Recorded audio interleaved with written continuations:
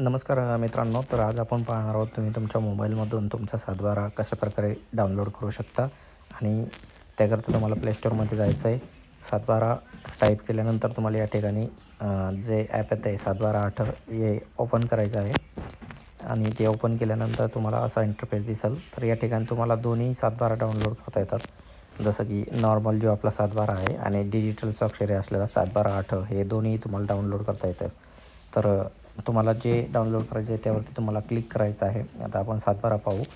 त्यानंतर तुमचा जो काही विभाग आहे महाराष्ट्रामधले तो विभाग तुम्हाला निवडायचा आहे. त्यानंतर इथं तुमचा जिल्हा निवडायचा आहे तुम्हाला.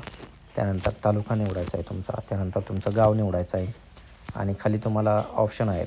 तर तुम्ही तुमच्या नावानुसार अथवा तुमचा जो सर्वे नंबर आहे त्यानुसार तर तुम्ही बरेचसे ऑप्शन आहेत. आडनाव असेल अथवा तुमचं मधलं नाव असेल त्या प्रकारे तुम्ही सिलेक्ट करून तुमच्या नावाने अथवा तुमचा जो काही गट नंबर आहे त्याने तुम्ही इथं सिलेक्ट करून अथवा गट नंबर टाईप करून तुम्ही ते निवडू शकता. तर आपण गट नंबर टाकलेला आहे आणि शोधा बटनावर क्लिक करायचं आहे. त्यानंतर तुम्हाला जो काही तुमचा सातबारा आहे थोड्या वेळ प्रतीक्षा केल्यानंतर तो सातबारा तुम्हाला ओपन होईल.